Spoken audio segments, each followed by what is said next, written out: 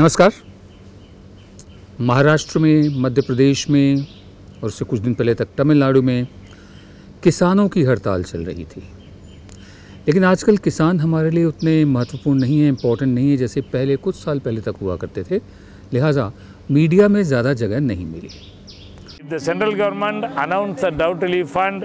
The central governments instruct the Reserve Bank of India and the banks, nationalized bank, not to harass the farmers, not to harass the farmers' family. The Prime Minister must announce the interlinking of rivers. Then only we can save our family. Otherwise, we will commit suicide.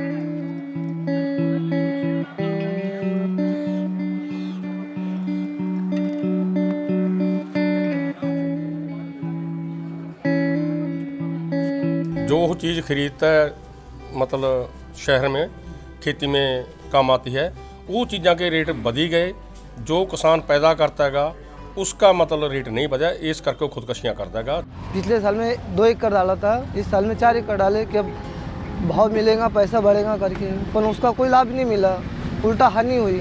कर्जा बढ़ रहा है जो है और परेशानियाँ बढ़ते चली जा रही है। तो कर्जा तो जो चुकाना है तो आधे से ज़्यादा लोग आत्महत्या करने की कोई कंडीशन आएंगी।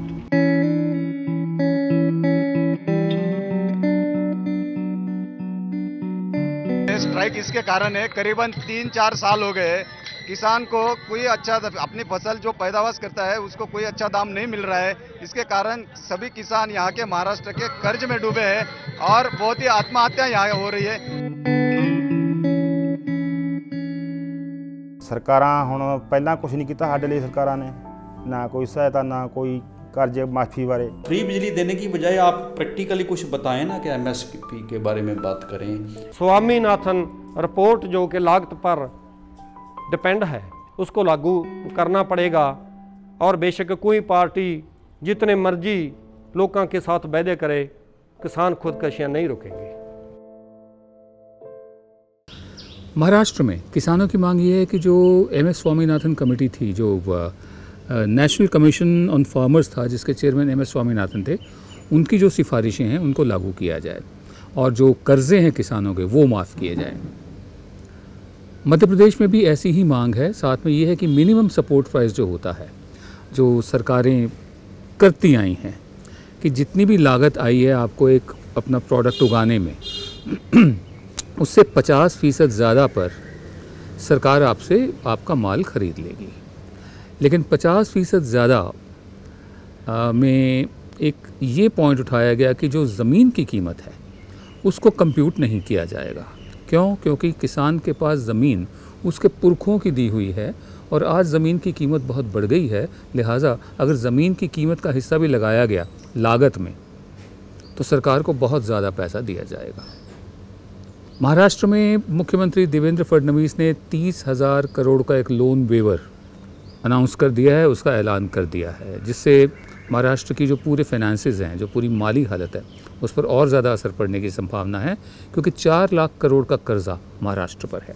तमिलनाडु में किसान बड़े अरसे से हड़ताल पर हैं। वो दिल्ली आए, दिल्ली आकर उन्होंने अपने मुंह में सांप चूहे ये भी रखे, मूछें आधी मंडवाईं, गले में उन किसानों की खोपड़ियाँ डालीं जिन्होंने आत्महत्या कर ली थी।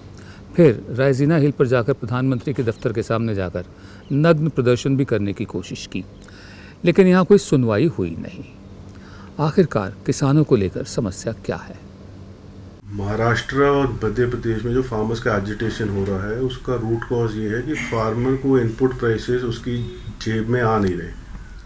अब जब किसान को जितनी उसकी लागत है उतने पैसे नहीं मिल रहे हैं तो it is quite but obvious कि एजिटेशन होगा। अब आप इसी चीज़ से आप इसका अंदाज़ा लगा लीजिए कि 2017 के जो पहले महीने हैं, जनवरी फरवरी मार्च, 3 महीने में 648 फार्मर्स ने सुसाइड किया। अब अगर ये कोई छोटी मोटी प्रॉब्लम होती तो 3 महीने में 648 सुसाइड तो कहीं होते नहीं है। और दूसरी बात यह है कि सेंट्रल गवर्नमेंट अनाउंस कर देती है कि इस बार इतना MSP होगा। अब अगर आप ये इंश्योर नहीं करते हो कि आपने जितना MSP अनाउंस किया है फार्मर की जेब में उतने पैसे जाएं, तो उस MSP का फायदा क्या है? तो unless and until state government और सेंट्रल गवर्नमेंट एक साथ बैठ के एक होलिस्टिक पॉलिसी बनाए जिसमें इनपुट के हिसाब से फार्मर को रेट मिले, और दूसरा सेंट्रल गवर्नमेंट और स्टेट गवर्नमेंट ये इंश्योर कराए कि वो एमएसपी पे प्रोक्योरमेंट होनी चाहिए, जितना एमएसपी का रेट है उतना फार्मर की जेब में उतना पैसा पहुंचना चाहिए। तो ये तो स्टार्टिंग होगी। और दूसरा ये है what stops the central government और the state government to enact a law कि जिसने भी अगर किसी ने एमएसपी के नीचे रेट पे प्रोक्योरमेंट किया उसको 8 साल की कैद। What stops them? They have to start it. अगर इतने कोई फैसले, अगर स्ट्रांग फैसले नहीं लेंगे, ये it is very easy to say कि अभी एग्रीकल्चर में प्रॉब्लम आ गई है, हम कुछ कर रहे हैं।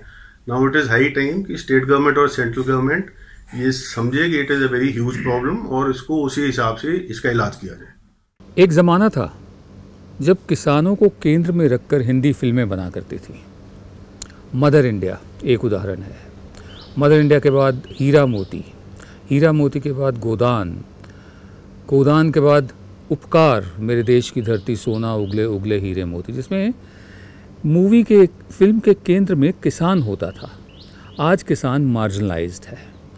एक तो हर पीढ़ी के साथ साथ जो बच्चे हैं उनके लिए लैंड होल्डिंग छोटी होती जाती है। मसलन अगर दादा बड़े ज़मींदार थे, उनके पास 200 एकड़ थी, तो लैंड रिफॉर्म्स के बाद वैसे ही वो कम हो गई और उस दादा के 4 बेटे, चारों बड़े ज़मींदार से झटके में जब उनको ज़मीनें मिली तो 50-50 एकड़ के ज़मींदार हो गए। उनके भी 2-2 बेटे जब हुए या 3-3 बेटे हुए या 4-4 बेटे हुए, वो भी 12.5 एकड़ या 20-25 एकड़ के मालिक हो गए। पंजाब में जो बहुत बड़ा एक एजिटेशन चला था, खालिस्तान मूवमेंट आंदोलन चला था, उसकी एक वजह ये भी थी कि पंजाब में इंडस्ट्री नहीं थी। सिर्फ कपूरथला में कोच फैक्ट्री थी और क्योंकि बॉर्डर स्टेट है पंजाब, वहाँ हैवी इंडस्ट्री लगी ही नहीं। एक ओसवाल मिल को छोड़कर सारी हैवी इंडस्ट्री जो उस वक्त का पंजाब था, जैसे फरीदाबाद, वो पंजाब में आता था पहले, सारी इंडस्ट्री इस तरफ आई फरीदाबाद की तरफ। फरीदाबाद बाद में हरियाणा में चला गया। उधर से ज़मीनें छोटी होती गई अलग अलग पीढ़ियों के लिए, जैसे जैसे नई पीढ़ियाँ आती गई। एक कारण ये भी था अशांति का। हम उम्मीद करते हैं कि किसान जो अभी भी हमारी रीढ़ की हड्डी है, हमारी अर्थव्यवस्था अभी भी बहुत हद तक खेती पर निर्भर है और खेती हमारी मानसून पर निर्भर है। सरकारें ज़रा चेतेंगी, जागेंगी और उनकी हालत का भी जायज़ा लेंगी, उनका भी हाल चाल पूछेंगी। आप देख रहे थे जन गण मन की बात। हम आपसे एक बार फिर इल्तिजा करेंगे, रिक्वेस्ट करेंगे कि आप YouTube पर हमारे जो चैनल है उस पर सब्सक्राइब का बटन दबाइए, साथ में घंटी बनी हुई है, घंटी को दबाइए ताकि जब भी नया वीडियो अपलोड हो आपको खुद ब खुद सूचना उसकी मिल जाए।